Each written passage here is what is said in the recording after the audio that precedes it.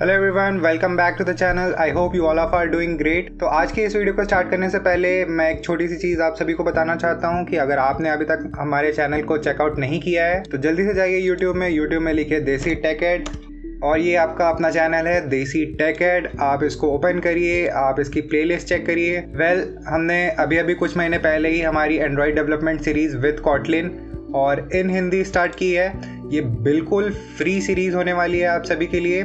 और इस पूरी प्लेलिस्ट में मैंने एकदम स्टार्टिंग से बताया है कि एंड्रॉयड क्या होता है, एंड्रॉयड ऐप को डेवलप कैसे करना है, उसे कौन डेवलप करता है, क्या लैंग्वेजेस यूज़ होने वाली हैं, और ऐसे हमारी पूरी प्लेलिस्ट बनेगी।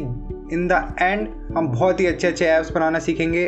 तो अगर आपने अभी तक मेरी प्लेलिस्ट को चेक नहीं किया है तो आप ज़रूर जाइए, चैनल को सब्सक्राइब करिए, प्लेलिस्ट को चेकआउट करिए।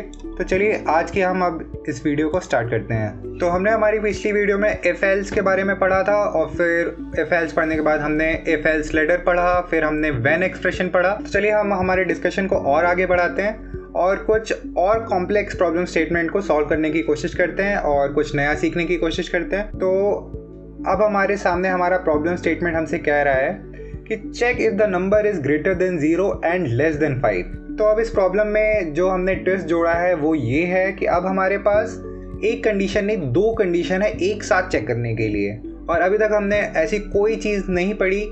हमने ज़रूर इफ एल्स पढ़ा है बट अभी तक हमने ये नहीं देखा कि इफ एल्स में हम दो कंडीशन को एक साथ चेक कैसे कर सकते हैं। दो कंडीशन चेक करने के लिए अभी तक हमने इफ में एक कंडीशन चेक की है, अगर वो फुलफिल नहीं होती तो हमने उसे एल्स ब्लॉक में लिखा है। तो जब भी कभी हमारे पास ऐसी कंडीशन आती है जब हमें दो कंडीशंस को एक साथ चेक करना होता है तो वहाँ पे हमारे लॉजिकल ऑपरेटर्स हमारे काम आते हैं। और हमने अभी तक की हमारी पूरी जर्नी में कुछ ऑपरेटर्स को पढ़ा है। अगर आपको याद हो तो हमने अरिथमेटिक ऑपरेटर्स, कंपैरिजन ऑपरेटर, फिर असाइनमेंट ऑपरेटर और इंक्रीमेंट डिक्रीमेंट ऑपरेटर को ऑलरेडी पढ़ लिया है।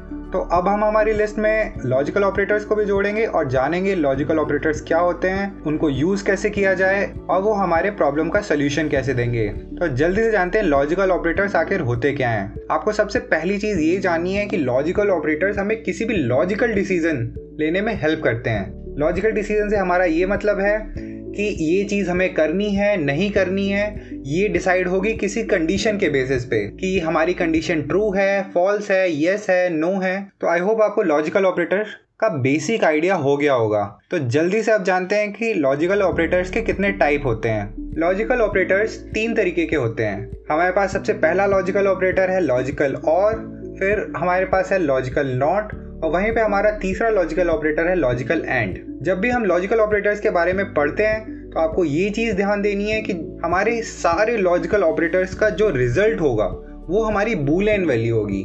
बूलियन वैल्यू से हमारा ये मतलब है, जो अभी हमने थोड़ी देर पहले ही कहा, कि या तो ट्रू होगी या तो फॉल्स होगी। और जनरली हमारे सारे लॉजिकल ऑपरेटर्स किसी भी दो वैल्यूज़ को इवेल्युएट करने में हमारी हेल्प करते हैं। तो चलिए अब हम हमारे सारे लॉजिकल ऑपरेटर्स को एक एक करके सीखते हैं और समझते हैं। तो चलिए सबसे पहले पढ़ते हैं लॉजिकल और के बारे में। ये हमें ट्रू रिटर्न करेगा जब हमारी दोनों कंडीशन में से कोई भी एक कंडीशन अगर ट्रू होगी। तो चलिए अब हम इस चीज़ को चार्ट से समझने की कोशिश करते हैं। तो चलिए देखते हैं हमारे चार्ट में क्या क्या कंडीशंस लिखी हुई है। तो हमने अभी जस्ट बोला है कि जो हमारा लॉजिकल ऑपरेटर है वो हमें आउटपुट में हमेशा बूलियन वैल्यू देगा। तो उसके बेसिस में ये पूरा चार्ट बना हुआ है। तो अगर हमारी पहली कंडीशन हमारे पास ट्रू है और हमारी दूसरी कंडीशन भी हमारे पास ट्रू है तो हमें आउटपुट में ट्रू मिलेगा। और वहीं पे हमारी दूसरी पॉसिबिलिटी ये है कि हमारी पहली कंडीशन ट्रू हो और दूसरी कंडीशन फॉल्स हो, तब भी हमें आउटपुट में ट्रू मिलेगा क्योंकि हमारी एक कंडीशन ट्रू है। और वहीं पे अगर हम इसका रिवर्स करके देखें कि हमारी पहली कंडीशन फॉल्स है और दूसरी कंडीशन ट्रू है, यहाँ पे भी हमारी कोई एक कंडीशन ट्रू हो रही है तो हमें हमारे आउटपुट में ट्रू मिलेगा। और वहीं पे मान लीजिए कि हमारी दोनों कंडीशन फॉल्स होती है, कंडीशन 1 भी फॉल्स है, कंडीशन 2 भी फॉल्स है, तो हमें हमारे लॉजिकल और के आउटपुट में फॉल्स मिलेगा। तो आई होप आपको लॉजिकल और समझ में आया होगा। तो अब हम बढ़ते हैं हमारे लॉजिकल एंड की तरफ। लॉजिकल एंड हमें ट्रू रिटर्न करेगा जब हमारी दोनों कंडीशन ट्रू होंगी। तो चलिए इस चीज़ को भी हम हमारे चार्ट से समझते हैं।